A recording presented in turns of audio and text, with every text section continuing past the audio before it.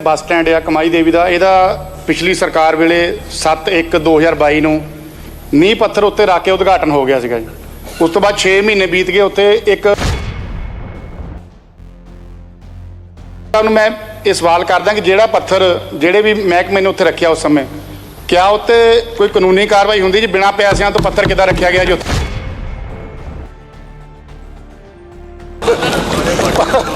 पत्थर बारे तो यही दस सकते हैं जी, अं तो ये पत्थर सोच समझ के रख रहे जिथे फंड आउणगे उत्थे रखांगे।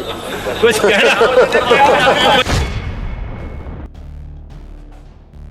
करोड़ रुपया MLA साहब मैं तुहानू दस्सा, पता नहीं मंत्री साहब ने तुहानू जानकारी क्यों नहीं दी? राजा जी जेडे पत्थर की गल तुसी कर रहे हो, मैं इस गल का यकीन दिवाना और सदन के इत्थे फ्लोर ते कहना है कि अगर ज्यादा ये माफी मांग लेंगे, वो जिहड़ा पत्थर लाया गया और पैसे भी दिते गए, उत्थे पत्थर लाया गया जिथे पैसे पहला बंदोबस्त करके प्रबंध किया गया। तुसी 400 राजा जी जिथे पत्थर ना जिथे जिथे जीरो ओवर है ਤੁਹਾਡੀ ਗੱਲ ਹੋਗੀ गल कर रहे हैं नापे मैं ਤੁਹਾਡੀ बैठो, मैं मानयोग मैंबर साहबान ਨੂੰ ਬੇਨਤੀ ਕਰਦਾ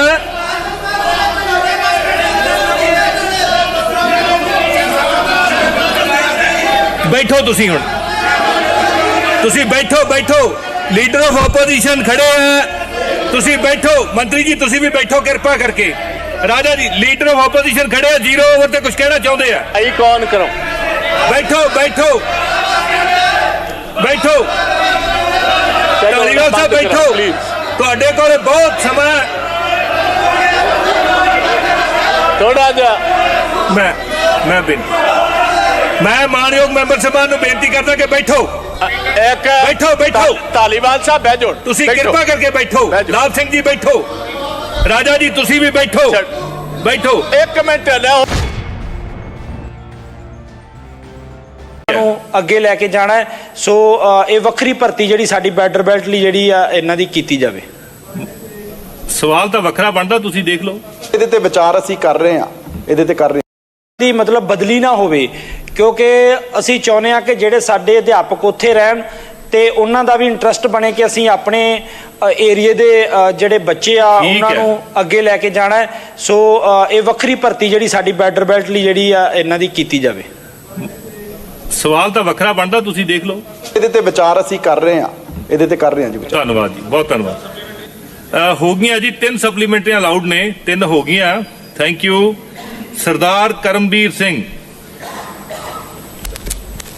सवाल नंबर 164 जी।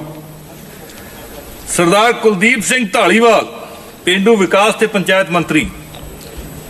ਮਾਨਯੋਗ ਸਪੀਕਰ ਸਾਹਿਬ, हाँ जी, इस काम ਲਈ ट्रांसपोर्ट विभाग ਵੱਲੋਂ ਪ੍ਰਬੰਧਕੀ ਪ੍ਰਵਾਨਗੀ ਜਾਰੀ ਕੀਤੀ ਗਈ ਹੈ। ਫੰਡ ਪ੍ਰਾਪਤ ਹੋਣ ਤੇ ਉਸਾਰੀ ਦਾ ਕੰਮ ਕਰਾਉਣ ਸੰਬੰਧੀ ਅਗਲੇ ਦੀ ਕਾਰਵਾਈ ਅਮਲ ਵਿੱਚ ਲਿਆਂਦੀ ਜਾਵੇਗੀ। ਧੰਨਵਾਦ ਜੀ। ਕਰਮਵੀਰ ਸਿੰਘ ਜੀ। ਮਾਨਯੋਗ ਸਪੀਕਰ ਸਾਹਿਬ, ਜਿਹੜਾ ਬੱਸ ਸਟੈਂਡ ਆ ਕਮਾਈ ਦੇवी ਦਾ ਇਹਦਾ ਪਿਛਲੀ ਸਰਕਾਰ ਵੇਲੇ 7/1/2022 ਨੂੰ ਨੀਂਹ ਪੱਥਰ ਉੱਤੇ ਰੱਖ ਕੇ ਉਦਘਾਟਨ ਹੋ ਗਿਆ ਸੀਗਾ ਜੀ। ਉਸ ਤੋਂ ਬਾਅਦ 6 ਮਹੀਨੇ ਬੀਤ ਗਏ, ਉੱਤੇ ਇੱਕ ਇੱਟ ਵੀ ਨਹੀਂ ਲੱਗੀ। ਮੇਰੀ ਬੇਨਤੀ ਸਵਾਲ ਵੀ ਹੈ ਕਿ ਕਦੋਂ ਤੱਕ फंड जारी हो के ये जो बस स्टैंड आ बनना शुरू हो जाएगा, क्योंकि लोग सवाल कर रहे हैं कि पत्थर लगा है, पिछली सरकार उदों इलैक्शन करके लगा गई है, पर अज तक एक इट भी नहीं लगी उत्थे जी। ढालीवाल साहब।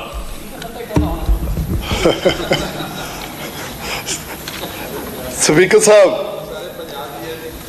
ये जिहड़ा इस बस स्टैंड की प्रवानगी जिहड़ी आ मतलब अपने ट्रांसपोर्ट विभाग ने सानू भेजी है बस स्टैंड की, पर अजे ਇਹਦਾ मतलब ਜਿਹੜੇ फंड ਜਿਹੜੇ नहीं आए, मैं मानयोग मैंबर साहब ਨੂੰ ਭਰੋਸਾ ਦਿਵਾਉਣਾ कि जिदन फंड ਇਹਨਾਂ ने रिलीज़ करते ਸਾਡੇ ਹੋਰ भी बस स्टैंड ने कई ਜਿਹੜੀ ਇਹਨਾਂ ਦੀ ਪ੍ਰਵਾਨਗੀ ਭੇਜੀ ਆ, ਅਸੀਂ ਉਸੇ ਲਈ ਜਿਹੜਾ ਉਹ ਕੰਮ ਸ਼ੁਰੂ ਕਰਕੇ ਤੇ ਬੱਸ ਸਟੈਂਡ ਜਿਹੜਾ ਉਹ ਬਣਵਾ ਦਾਂਗੇ।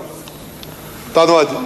ਸਰਦਾਰ ਕਰਮਵੀਰ ਸਿੰਘ ਜੀ। ਮੰਤਰੀ ਸਾਹਿਬ ਨੂੰ ਮੈਂ ਇਹ ਸਵਾਲ ਕਰਦਾ ਕਿ ਜਿਹੜਾ ਪੱਥਰ ਜਿਹੜੇ ਵੀ ਮਹਿਕਮੇ ਨੇ ਉੱਥੇ ਰੱਖਿਆ ਉਸ ਸਮੇਂ क्या उत्ते कोई कानूनी कार्रवाई होंगी जी? बिना पैसों तो पत्थर किदा रखा गया जी उत्थे? ਇਹਦਾ ਇਹ ਬੜਾ मेरा ख्याल साबका ट्रांसपोर्ट मिनिस्टर बैठे विच पत्थरां दी भलमार इन्ना लाई कि पत्थर रख के चल गए लोग, सानू गालां कड्ढी जांदे।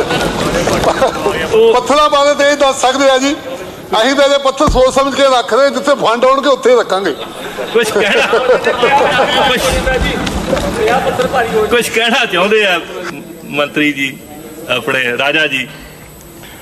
ਜੀ ਚੰਗਾ ਸਵਾਲ ਕਰ ਲਿਆ ਜੀ। ਮੈਂ ਸੋਚਦਾ ਸੀ ਕਿ ਅੱਜ ਠੀਕ। ਜਦੋਂ ਬਜਟ ਤੇ ਬਹਿਸ ਹੋਏਗੀ, ਪ੍ਰਸ਼ਨ ਕਾਲ ਖਤਮ ਹੁੰਦਾ ਹੈ। ਹਾਂਜੀ ਹੈਲੋ ਸਰ, 0 ਆਵਰ ਹੋ 0 ਪ੍ਰਸ਼ਨ ਕਾਲ ਖਤਮ ਹੁੰਦਾ ਹੈ। ਬਾਕੀ ਰਹਿੰਦੇ ਪ੍ਰਸ਼ਨ ਪੰਜਾਬ ਵਿਧਾਨ ਸਭਾ ਦੀ ਕਾਰਜ ਵਿਧੀ ਅਤੇ ਕਾਰਜ ਸੰਚਾਲਨ ਨਿਯਮਾਵਲੀ ਦੇ ਅਧੀਨ ਉੱਤਰ ਦਿੱਤੇ ਗਏ ਸਮਝੇ ਜਾਣ। ਹੁਣ ਅਸੀਂ ਏਜੰਡੇ ਦੀ ਅਗਲੀ ਆਈਟਮ ਲਵਾਂਗੇ। ਰਾਜਾ ਜੀ ਕੁਝ ਕਹਿਣਾ ਚਾਹੁੰਦੇ ਸੀ ਜੀ। ਸਪੀਕਰ ਸਾਹਿਬ, ਇੱਕ ਤਾਂ ਮੈਂ ਚਾਹੁੰਦਾ ਸੀਗਾ ਕਿ ਜਦੋਂ ਅੱਜ ਬਜਟ ਤੇ ਬੋਲਾਂਗਾ ਤੇ ਬੱਸ ਸਟੈਂਡਾਂ ਦੇ ਬਾਰੇ ਵਿਸਤਾਰ ਪੂਰਵਕ ਵੇਰਵਾ, ਜਿਹੜਾ ਕੱਲ ਵੀ ਤੁਸੀਂ 106 ਬੱਸ ਸਟੈਂਡਸ ਦੀ ਗੱਲ ਕੀਤੀ ਹੈ, ਉਹ ਮੈਂ ਲਿਖ ਕੇ ਲਿਆਇਆ ਸੀ, ਦੱਸਾਂਗਾ।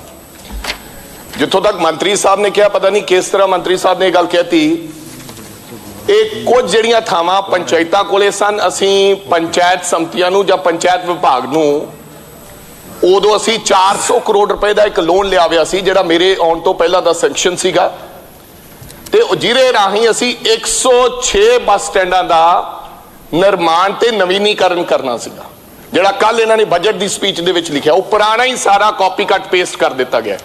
400 ਕਰੋੜ ਰੁਪਇਆ ਐਮਐਲਏ ਸਾਹਿਬ, ਮੈਂ ਤੁਹਾਨੂੰ ਦੱਸਾਂ, ਪਤਾ ਨਹੀਂ ਮੰਤਰੀ ਸਾਹਿਬ ਨੇ ਤੁਹਾਨੂੰ ਜਾਣਕਾਰੀ ਕਿਉਂ ਨਹੀਂ ਦਿੱਤੀ। ਰਾਜਾ ਜੀ, ਜਿਹੜੇ ਪੱਥਰ ਦੀ ਗੱਲ ਤੁਸੀਂ ਕਰ ਰਹੇ ਹੋ, ਮੈਂ ਇਸ ਗੱਲ ਦਾ ਯਕੀਨ ਦਿਵਾਉਣਾ ਔਰ ਸਦਨ ਦੇ ਇੱਥੇ ਫਲੋਰ ਤੇ ਕਹਿਣਾ ਕਿ ਅਗਰ ਜਿਆਦਾ ਇਹ ਮਾਫੀ ਮੰਗ ਲੈਣਗੇ, ਉਹ ਜਿਹੜਾ ਪੱਥਰ ਲਾਇਆ ਗਿਆ ਔਰ ਇਹ ਪੈਸੇ ਵੀ ਦਿੱਤੇ ਗਏ, ਉੱਥੇ ਪੱਥਰ ਲਾਇਆ ਗਿਆ ਜਿੱਥੇ ਪੈਸੇ ਪਹਿਲਾਂ ਬੰਦੋਬਸਤ ਕਰਕੇ ਪ੍ਰਬੰਧ ਕੀਤਾ ਗਿਆ। ਦੇਖੋ ਤੁਸੀਂ 400 ਰਾਜਾ ਜੀ, ਜਿੱਥੇ ਪੱਥਰ ਨਾ ਜਿੱਥੇ 0 ਆਵਰ ਹੈ, ਤੁਹਾਡੀ ਗੱਲ ਹੋ ਗਈ। ਗੱਲ ਕਰ ਰਹੇ ਹੈ 90। ਮੈਂ ਤੁਹਾਡੀ ਬੈਠੋ, ਮੈਂ ਮਾਨਯੋਗ ਮੈਂਬਰ ਸਾਹਿਬਾਨ ਨੂੰ ਬੇਨਤੀ ਕਰਦਾ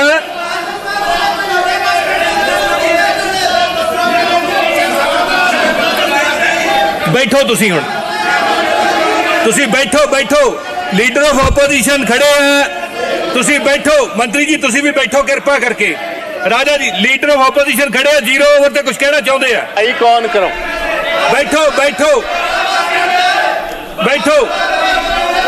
ਧਾਲੀਵਾਲ ਸਾਹਿਬ, ਬੈਠੋ। ਤੁਹਾਡੇ ਕੋਲ ਬਹੁਤ ਸਮਾਂ ਹੈ। ਥੋੜਾ ਜਿਹਾ ਮੈਂ ਮਾਨਯੋਗ ਮੈਂਬਰ ਸਾਹਿਬਾਨ ਨੂੰ ਬੇਨਤੀ ਕਰਦਾ ਕਿ ਬੈਠੋ। ਬੈਠੋ ਧਾਲੀਵਾਲ ਸਾਹਿਬ ਬਹਿ ਜਾਓ, ਤੁਸੀਂ ਕਿਰਪਾ ਕਰਕੇ ਬੈਠੋ। ਲਾਭ ਸਿੰਘ ਜੀ ਬੈਠੋ। ਰਾਜਾ ਜੀ ਤੁਸੀਂ ਵੀ ਬੈਠੋ। ਇੱਕ ਮਿੰਟ ਲੈ, ਮੰਤਰੀ ਜੀ ਤੁਹਾਨੂੰ ਅਲਾਉ ਕਰਾਂਗੇ। ਬੈਠੋ ਸਭ ਓਵਰ ਹੋ ਗਿਆ। ਬੈਠੋ ਤੁਸੀਂ, ਬੈਠੋ। ਲਾਭ ਸਿੰਘ ਬੈਠੋ ਜੀ। ਸਤਿਕਾਰਯੋਗ ਸਪੀਕਰ ਸਾਹਿਬ ਜੀ ਬੈਠੋ ਜੀ। ਮੈਂ ਇੱਕ ਬਹੁਤ ਹੀ ਇੰਪੋਰਟੈਂਟ ਮੈਟਰ ਵਾਸਤੇ ਖੜਾ ਹੋਇਆ ਜੀ, ਜਿਹੜਾ ਸਮੁੱਚੇ ਇੱਕ ਮਿੰਟ ਜੀ। ਇਹ ਹਾਊਸ ਪੰਜਾਬ ਦੇ ਲੋਕਾਂ ਦੀਆਂ ਭਾਵਨਾਵਾਂ, ਦੁੱਖ ਦਰਦ ਨੂੰ ਵਿਅਕਤ ਕਰਨ ਵਾਸਤੇ, ਕਿਰਪਾ ਕਰਕੇ ਆਪਾਂ ਰੌਲੇ ਰੱਪੇ ਦੇ ਵਿੱਚ ਇਹ ਸਮਾਂ ਜਾਇਆ ਨਹੀਂ ਕਰਨਾ ਜੀ। ਐਲਓਪੀ ਸਾਹਿਬ। ਬਹੁਤ ਮਿਹਰਬਾਨੀ ਸਪੀਕਰ ਸਾਹਿਬ। ਜਿਸ ਮਸਲੇ ਵਾਸਤੇ ਸਰ ਮੈਂ ਤੁਹਾਡੇ ਸਾਹਮਣੇ ਜਾਂ ਹਾਊਸ ਸਾਹਮਣੇ ਗੱਲ ਪੇਸ਼ ਕਰਨ ਲੱਗਾ, ਇਹ ਅਗਨੀਪਥ। ਤੁਹਾਨੂੰ ਪਤਾ ਹੈ ਪਿਛਲੇ ਦਿਨਾਂ 'ਚ ਗਵਰਨਮੈਂਟ ਆਫ ਇੰਡੀਆ ਨੇ ਇੱਕ ਨਵੀਂ ਸਕੀਮ ਲੈ ਕੇ ਆਂਦੀ, ਪਤਾ ਨਹੀਂ ਕੀ ਸੋਚ ਸਮਝ ਕੇ ਲਿਆਂਦੀ, ਬਟ ਅਨਫੋਰਚੂਨੇਟਲੀ ਮੈਂ ਸਮਝਣਾ ਸਾਰੇ ਦੇਸ਼ ਦੇ ਨੌਜਵਾਨਾਂ ਦੀ ਸੋਚ ਦੇ ਖਿਲਾਫ ਹੈ। ਬਟ ਪ੍ਰਾਇਮਰੀਲੀ ਪੰਜਾਬ ਸੂਬਾ ਜਿਹੜਾ ਇੱਕ ਵਕਤ ਸੀ ਅੰਗਰੇਜ਼ਾਂ ਦੇ ਟਾਈਮ ਜਾਂ ਜਦੋਂ ਦੇਸ਼ ਆਜ਼ਾਦ ਹੋਇਆ ਸੀ, ਤਕਰੀਬਨ 20% ਹਿੰਦੁਸਤਾਨ ਦੀਆਂ ਆਰਮਡ ਫੋਰਸਿਸ ਜਿਹੜੀਆਂ ਸੀ, ਪੰਜਾਬ ਦੇ ਨੌਜਵਾਨ ਵੀਰ ਸਾਡੇ ਜਿਹੜੇ ਨੇ, ਭਾਵੇਂ ਆਰਮੀ ਹੋਏ, ਫੋਰਸ ਹੋਏ ਜਾਂ ਨੇਵੀ ਹੋਏ, ਜਾਂਦੇ ਸੀ। ਆਹਿਸਤਾ ਮਗਰੋਂ ਸਰਕਾਰਾਂ ਨੇ ਪਾਲਿਸੀਜ਼ ਬਦਲੀਆਂ, ਪੋਪੂਲੇਸ਼ਨ ਬੇਸਡ ਕਰ ਦਿੱਤਾ, ਤੇ ਅੱਜ ਸਾਡੀ ਜਿਹੜੀ ਭਰਤੀ ਹੈ ਆਰਮਡ ਫੋਰਸਿਸ ਸਰ 7.8%। ਬਟ ਆ ਜਿਹੜੀ ਹੁਣ ਪਾਲਿਸੀ ਇਹ ਲੈ ਕੇ ਆ ਰਹੇ, ਇਸ ਪਾਲਿਸੀ ਦੇ ਨਾਲ ਚੀਫ ਮਿਨਿਸਟਰ ਸਾਹਿਬ ਇਹ ਗਿਣਤੀ ਘਟ ਕੇ 2.3 ਰਹਿ ਜਾਣੀ। ਮੇਰੀ ਗੁਜ਼ਾਰਿਸ਼ ਹੈ ਸੀ ਕਿ ਇਹ ਚੀਜ਼ ਜਿਹੜੀ ਹੈ ਇੱਕ ਜੁਆਇੰਟ ਰੈਜ਼ੋਲੂਸ਼ਨ, ਤੁਸੀਂ ਵੀ ਯੈਸ ਕੀਤੀ ਹੈ, ਮੈਂ ਵੀ ਤੁਹਾਨੂੰ ਚਿੱਠੀ ਲਿਖੀ ਹੈ 20 ਜੂਨ ਦੀ, ਜਵਾਬ ਤੇ ਮੈਨੂੰ ਆਇਆ ਨਹੀਂ, ਬਟ ਮੈਂ ਤੁਹਾਨੂੰ ਇੱਕ ਰਾਏ ਦੇਣੀ ਹੈ। ਸਾਰੀਆਂ ਪੋਲੀਟੀਕਲ ਜਮਾਤਾਂ, ਮੇਰਾ ਖਿਆਲ ਕੋਈ ਵੀ ਪੰਜਾਬ ਦੇ ਇੰਟਰਸਟ ਦੇ ਖਿਲਾਫ ਕੋਈ ਇਹੋ ਜਿਹੀ ਪਾਰਟੀ ਨਹੀਂ ਜਿਹੜੀ ਉਸ ਰੈਜ਼ੋਲੂਸ਼ਨ ਦਾ ਹਿੱਸਾ ਨਹੀਂ ਬਣਨਾ ਚਾਹੇਗੀ। ਜੇ ਤੁਸੀਂ ਜੁਆਇੰਟ ਰੈਜ਼ੋਲੂਸ਼ਨ ਮੂਵ ਕਰੋ, ਗਵਰਨਮੈਂਟ ਆਫ ਇੰਡੀਆ ਨੂੰ ਲਿਖੋ ਕਿ ਜਿਸ ਤਰ੍ਹਾਂ 3 ਕਾਲੇ ਕਾਨੂੰਨ, ਉਦੋਂ ਵੀ ਤੁਸੀਂ ਰਾਏ ਨਹੀਂ ਕੀਤੀ, ਨਾ ਤੁਸੀਂ ਐਗਰੀਕਲਚਰ ਬੇਸਡ ਸਟੇਟਸ ਦੇ ਚੀਫ ਮਿਨਿਸਟਰਾਂ ਨੂੰ ਪੁੱਛਿਆ, ਨਾ ਐਮਪੀਜ਼ ਨੂੰ ਪੁੱਛਿਆ, ਨਾ ਕਿਸਾਨ ਯੂਨੀਅਨਸ ਨੂੰ ਪੁੱਛਿਆ, ਫਿਰ ਤੁਸੀਂ ਨਾ ਜੁਆਇੰਟ ਜਿਹੜੀ ਅਸੀਂ ਕਿਹਾ ਸੀ ਪਾਰਲੀਮੈਂਟਰੀ ਕਮੇਟੀ ਬਣਾਓ ਉਹਨੂੰ ਹੀ ਕਰ ਦਿਓ, 6 ਮਹੀਨੇ ਸਾਰਿਆਂ ਦੀ ਰਾਏ ਲੈ ਲਓ, ਅਲਟੀਮੇਟਲੀ ਵਾਪਸ ਲੈਣੇ ਪਏ। ਇਹ ਪੰਜਾਬ ਦੇ ਇੰਟਰਸਟ ਦੇ ਖਿਲਾਫ ਹੈ। ਕਿਰਪਾ ਕਰਕੇ ਭਾਵੇਂ ਤੁਸੀਂ ਰੈਜ਼ੋਲੂਸ਼ਨ ਮੂਵ ਕਰੋ because you are the leader of the house, but ਇਹ ਜੁਆਇੰਟ ਰੈਜ਼ੋਲੂਸ਼ਨ ਹੋਏ ਸਾਰੀਆਂ ਪਾਰਟੀਆਂ ਵੱਲੋਂ, ਗਵਰਨਮੈਂਟ ਆਫ ਇੰਡੀਆ ਨੂੰ ਤਗੜੇ ਹੋ ਕੇ ਆਪਣੇ ਨੌਜਵਾਨਾਂ ਦੇ ਤੇ ਪੰਜਾਬ ਦੇ ਇੰਟਰਸਟ ਦੇ ਖਿਲਾਫ ਉੱਥੇ ਤਗੜੇ ਹੋ ਕੇ ਪਹਿਰਾ ਦਈਏ। ਵੇਖੋ ਜਿਹੜੀ ਸਾਡੀਆਂ ਟ੍ਰੈਡੀਸ਼ਨਸ ਨੇ ਮਾਨ ਸਾਹਿਬ, ਸਾਡਾ ਰੈਜੀਮੈਂਟਲ ਸਿਸਟਮ ਜਿਹੜਾ oldest regiment of Indian army is the Punjab regiment, ਸਾਰਿਆਂ ਨਾਲੋਂ highly decorated is the Sikh regiment. ਸਾਡੀ ਸਿੱਖ ਐਲਾਈ ਵਰਲਡ ਵਾਰ ਭਾਵੇਂ ਪਹਿਲੀ ਹੋਏ, 2 ਹੋਏ, ਸਾਰੀਆਂ ਹਿੰਦੁਸਤਾਨ ਦੀਆਂ ਲੜਾਈਆਂ ਭਾਵੇਂ 62 ਦੀਆਂ 71 ਦੀਆਂ ਹੋਣ, ਜਾਂ ਜਦੋਂ ਵੀ ਦੇਸ਼ ਨੂੰ ਲੋੜ ਪਈ ਹੈ, ਹਮੇਸ਼ਾ ਪੰਜਾਬ ਨੇ ਅੱਗੇ ਹੋ ਕੇ ਆਪਣੀਆਂ ਦੇਸ਼ ਵਾਸਤੇ ਕੁਰਬਾਨੀਆਂ ਦਿੱਤੀਆਂ ਨੇ। ਸੋ ਮੈਂ ਚਾਹਾਂਗਾ ਕਿ ਕਾਈਂਡਲੀ ਹਾਊਸ ਤੋਂ ਪਹਿਲੇ ਐਸੀ ਸੈਸ਼ਨ ਦੇ ਵਿੱਚ ਚੀਫ ਮਿਨਿਸਟਰ ਸਾਹਿਬ ਤੁਸੀਂ ਇਹ ਰੈਜ਼ੋਲੂਸ਼ਨ ਲਿਆਓ, ਬਟ ਜੁਆਇੰਟ ਹੋਣਾ ਚਾਹੀਦਾ, ਕੱਲੀ ਤੁਹਾਡੀ ਜਮਾਤ ਵੱਲੋਂ ਨਹੀਂ ਹੋਣਾ ਚਾਹੀਦਾ, ਬਿਕੋਜ਼ ਸਾਰੇ ਅਸੀਂ ਸਹਿਮਤ ਹਾਂ ਇਸ ਗੱਲ ਦੇ ਨਾਲ। ਤਾਂ ਇਹ ਮੇਰੀ ਰਿਕੁਐਸਟ ਤੁਹਾਨੂੰ। ਮਾਨਯੋਗ ਮੁੱਖ ਮੰਤਰੀ ਸਾਹਿਬ। ਐਲਓਪੀ ਸਾਹਿਬ, ਬਹੁਤ ਭਾਵਨਾਤਮਕ ਮੁੱਦਾ ਹੈ ਇਹ, ਕਿਉਂਕਿ ਜਦੋਂ ਇਹ ਸੋਚਦੇ ਹਾਂ ਕਿ 17 ਸਾਲ ਦਾ ਬੱਚਾ ਜਾਊਗਾ ਤੇ 21 ਸਾਲ ਦਾ ਸਾਬਕਾ ਬਣ ਕੇ ਆ ਜਾਊਗਾ, ਹਜੇ ਉਹਦਾ ਵਿਆਹ ਵੀ ਨਹੀਂ ਹੋਇਆ ਹੋਣਾ 21 ਸਾਲ ਦੀ ਉਮਰ 'ਚ, ਉਹ ਬਲਕਿ ਉਹ ਸਾਬਕਾ ਵੀ ਨਹੀਂ ਲਿਖ ਸਕਦਾ, ਇਸ ਰੂਲ ਮੁਤਾਬਕ ਉਹ ਸਾਬਕਾ ਵੀ ਨਹੀਂ ਲਿਖ ਸਕਦਾ। ਕੋਈ ਉਹਨੂੰ ਕੋਈ ਕੰਟੀਨ ਚੋਂ, ਫੌਜ ਦੀ ਕੰਟੀਨ ਅਕਸਰ ਆਪਣੇ ਫੌਜੀਆਂ ਦੀ ਟੇਕ ਕੇਅਰ ਕਰਦੀ ਹੈ, ਦਵਾਈਆਂ ਹੋਰ ਬਹੁਤ ਕੁਝ, ਗਰੋਸਰੀ ਸਾਰਾ ਕੁਝ, ਉਹ ਕੰਟੀਨ 'ਚ ਵੀ ਨਹੀਂ ਜਾ ਸਕਦਾ। 17 ਸਾਲ ਦਾ ਜਾਊਗਾ, 17.5 ਸਾਲ ਦਾ 3 ਮਹੀਨੇ ਦੀ ਟ੍ਰੇਨਿੰਗ ਹੋਊਗੀ, 21 ਸਾਲ ਦਾ ਸਾਬਕਾ ਬਣ ਕੇ ਆ ਜਾਊਗਾ। ਮੈਂ ਇਸ ਕਾਨੂੰਨ ਦੇ ਸਖਤ ਖਿਲਾਫ ਹਾਂ। ਸਾਡੇ ਦੇਸ਼ ਭਗਤ ਮੁੰਡੇ ਬਹੁਤ ਹੀ ਮਾੜੇ ਹਾਲਾਤਾਂ 'ਚ ਟ੍ਰੇਨਿੰਗ ਕਰਕੇ ਟੈਸਟ ਪਾਸ ਕਰ ਲੈਂਦੇ ਨੇ। ਕਾਹਦੇ ਵਾਸਤੇ? ਕਿ 3 ਸਾਲ ਵਾਸਤੇ, 2 ਸਾਲ ਵਾਸਤੇ। 35 ਹੁਣ 35 ਸਾਲ ਦੀ ਹੈ, 35 ਤੇ ਰਿਟਾਇਰਮੈਂਟ, ਪਰ 35 ਤੋਂ ਬਾਅਦ ਵੀ ਉਹ ਕਿਤੇ ਨਾ ਕਿਤੇ ਕੋਈ ਬੈਂਕ 'ਚ ਕਿਤੇ ਲੱਗ ਜਾਂਦੇ। ਮੈਨੂੰ ਨਹੀਂ ਲੱਗਦਾ ਕਿ 2 ਮਹੀਨਿਆਂ ਦੀ ਟ੍ਰੇਨਿੰਗ ਜਿਹੜੀ ਹੈ ਉਹ ਉਹਨਾਂ ਨੂੰ ਉਹ ਤੋਂ ਬਾਅਦ ਵੀ ਕਿਤੇ ਕੰਮ ਦਵਾਊਗੀ। ਬੜੀ ਸ਼ਰਮਨਾਕ ਗੱਲ ਸੀ ਸਪੀਕਰ ਸਾਹਿਬ, बीजेपी ਦੇ अश्विनी जी बैठे हैं, कि जो कैलाश विजयवर्गीय ने कहा उनको हम अपने बीजेपी के ऑफिस में सिक्योरिटी गार्ड रख लेंगे। पहला कहते सी पकौड़े तलो, हुण कहंदे साडे सिक्योरिटी गार्ड बन जाओ। This is shameful. It's not only for Punjabis, सारे देश दे यूथ वास्ते ये माड़ी गल होगी कि इक्को ही चीज़ है। देखो बाकी तो साडियां गवर्नमेंटा नहीं दिंदियां रोजगार, 2 करोड़ 1 साल में देंगे, ये वो सब वो डिग्री बेस्ड है। सर इक्को ही चीज़ है जिहड़ी बॉडी बेस्ड है कि परमात्मा ने मैनू 6 फुट का कद दिता है, मैं सारे टेस्ट पास करके फौज तक चला जाऊँगा। देशभक्ति वास्ते मैं -20 डिग्री या +50 डिग्री च मैं काम करूँगा। पर ਇਹਦਾ मतलब थोड़ी है कि ਜਦੋਂ मैं वापस आऊँगा तो लोग मैनू कहणगे तू आ भी गया, तो तेरे आउंदियां तां तेरे हाण दे कोई इधर कोई तरक्की कर गया। सो बिल्कुल मैं तुहाडे नाल सहमत हाँ। रेजोल्यूशन तुसीं कहोगे ऑल पार्टी जिहड़ी सहमति होगी लेके आना चाहिए, और किसी भी पक्षों ये अग्निपथ नहीं हैगा। ये मैनू समझ नहीं आउंदी। पार्लीमेंट सर आप इकट्ठे रहे, तुसीं राज सभा च रौला पाउंदे रहे हो, मैं इधर ਹੁੰਦੇ ਤਾਂ ਆਪੋਜੀਸ਼ਨ 'ਚ ਹੀ ਸੀ। ਜਦੋਂ ਵੀ ਕੋਈ ਕਾਨੂੰਨ ਬਣਦਾ ਤਾਂ ਲੋਕ ਮਿਠਾਈਆਂ ਵੰਡਦੇ ਆ ਵੀ ਬਹੁਤ ਵਧੀਆ। ਫਿਰ ਕਿਸਾਨਾਂ ਵਾਲਾ ਲੈ, ਕਿਸਾਨ ਕਹਿੰਦੇ ਆ ਕੀ ਹੈ ਜੀ, ਕਹਿੰਦੇ ਇੱਕ ਵਾਰੀ ਸਮਝ ਆ ਗਈ ਨਾ ਤੁਹਾਨੂੰ, ਇਹ ਤਾਂ ਬਹੁਤ ਵਧੀਆ ਹੈ। ਤੇ ਸੀਏ ਲੈ ਕੇ ਆ ਗਏ, ਲੋਕ ਕਹਿੰਦੇ ਜੀ ਆ ਕੀ ਹੈ, ਕਹਿੰਦੇ ਇੱਕ ਵਾਰੀ ਸਮਝ ਆ ਜੇ ਤੁਹਾਨੂੰ ਬਹੁਤ ਵਧੀਆ ਲੱਗੂਗਾ। ਤੇ ਹੁਣ ਆ ਲਿਆ ਅਗਨੀਪਥ, ਉਹ ਕਹਿੰਦੇ ਇਹ ਕੀ ਹੈ ਜੀ, ਇੱਕ ਵਾਰੀ ਕਹਿੰਦੇ ਸਮਝ ਆ ਜੇ ਤੁਹਾਨੂੰ ਬਹੁਤ ਵਧੀਆ ਲੱਗੂ। ਸਮਝ ਕੱਲੀ ਉਹਨਾਂ ਨੂੰ ਹੀ ਹੈ, ਅਸੀਂ ਸਾਰੇ ਸਮਝਦਾਰ ਨਹੀਂ ਹੈਗੇ। ਸੋ ਇਹੋ ਜਿਹੇ ਕਾਨੂੰਨ ਜਿਹੜੇ ਲੋਕਾਂ ਨੂੰ ਸਮਝ ਹੀ ਨਾ ਆਉਣ ਉਹ ਨਹੀਂ ਬਣਨੇ ਚਾਹੀਦੇ। ਉਹਨਾਂ ਵਿਰੁੱਧ ਦੇਸ਼ ਦੀ ਹਰੇਕ ਵਿਧਾਨ ਸਭਾ ਦੇ ਵਿੱਚ ਮਤਾ ਪਾਸ ਹੋਣਾ ਚਾਹੀਦਾ। ਮੈਂ ਤੁਹਾਡੇ ਨਾਲ ਸਹਿਮਤ ਹਾਂ। तो सौंद साहब, तरुणप्रीत सिंह सौंद, 0 आवर जी। तरुणप्रीत सौंद,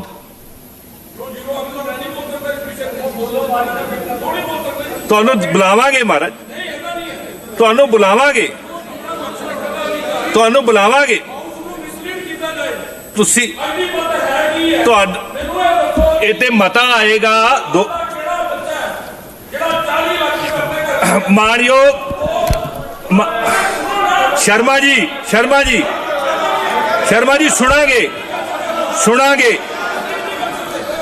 शर्मा जी सुनांगे।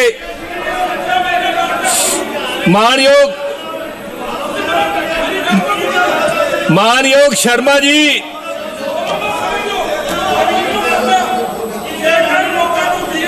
तुसी हुण स्पीकर नूं बोलण दिओगे? तुसी हुण स्पीकर नूं बोलण दिओगे? बैठो बैठो। मेरी शर्मा जी अश्विनी शर्मा जी, मानयोग मैंबर साहब, किरपा करके स्पीकर नूं बोलण दिओगे? किरपा करके तुहाडी गल भी रखावांगे, तुहाडी गल रखावांगे। तुहानूं दुगना टाइम देवांगे, इन्हां नालों ਤੁਹਾਨੂੰ ਤਿੱਗਣਾ टाइम देवांगे, 3 गुना टाइम मिलेगा। ਤੁਹਾਨੂੰ मैं दूंगा 3 गुना टाइम, चेयर देगी। प्लीज बैठो बैठो बैठो जी, ठीक है। वैसे तो शर्मा जी मैं एक बेनती करदा, जेड़ा हाउस है ये किसी कायदे कानून नाल चलदा है। अश्विनी शर्मा जी तुसी बोलोगे, हुणे बोलोगे, मेरी गल सुन लैन दो। ये हाउस कायदे कानून नाल चलदा है। मानयोग लीडर ऑफ ऑपोजिशन ने एक गल रखी, लीडर ऑफ हाउस ने उस गल नूं तस्लीम कीता कि मता आएगा। मता आउण दा मतलब ओदे ते डिस्कशन भी होएगी। You will have ample time. पर तुसी बोलो हुण दसो कितना टाइम चाहिए तुहानूं, मैं तुहानूं उस तो वध टाइम देऊंगा। तुसी बोलो श्रीमान अश्विनी शर्मा जी, बोलो।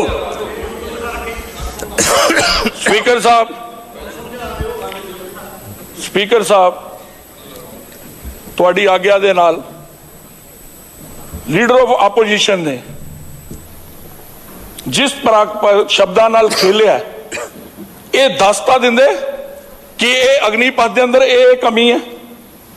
केवल विरोध लई विरोध करना इन्हां दी मजबूरी है, इन्हां दे ध्यान च 24 है।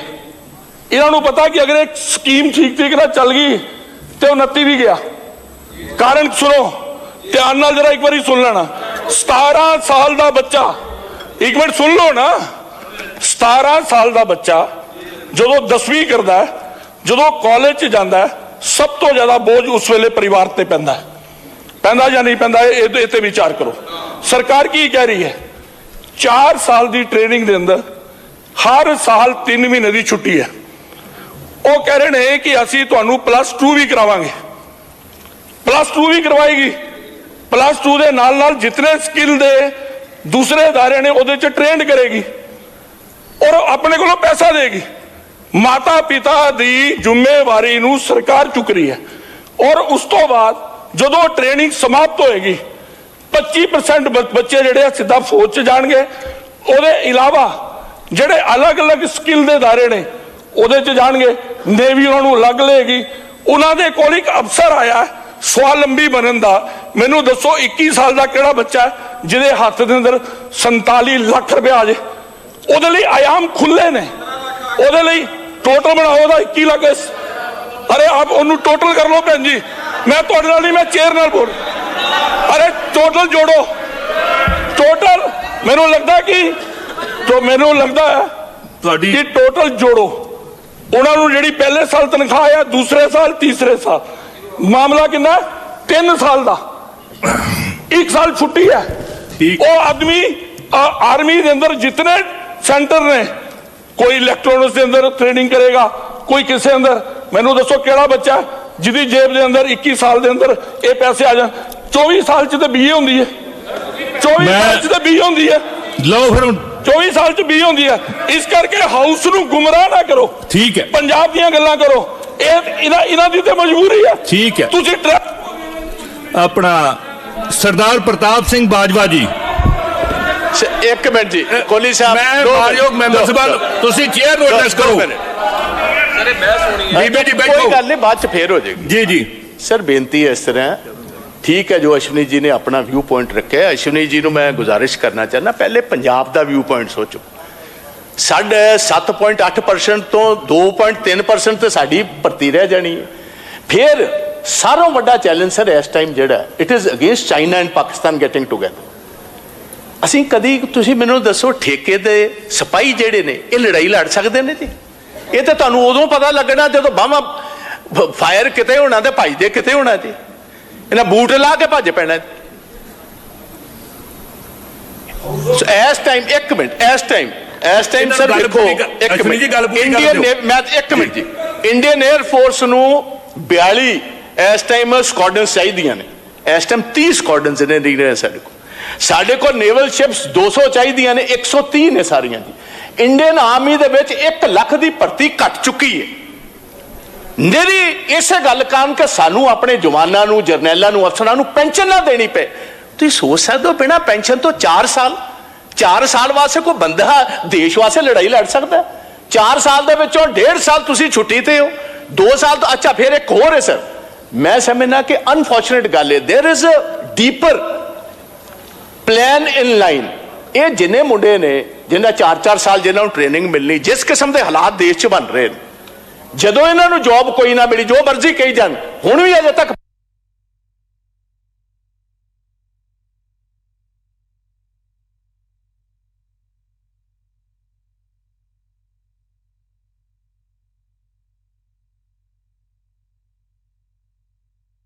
ਬੈਠੇ ਲੋਕ ਜਿਹੜੇ ਨੇ ਅੱਜ ਫਰੌਤੀਆਂ ਦਾ ਕੰਮ ਚੱਲਦਾ ਹੈ, they would be the easiest prey. They are looking for sharp shooters, they are looking for people like them. And ਹੋ ਸਕਦਾ ਕਿ there is a deep rooted conspiracy in this, maybe for a certain section of the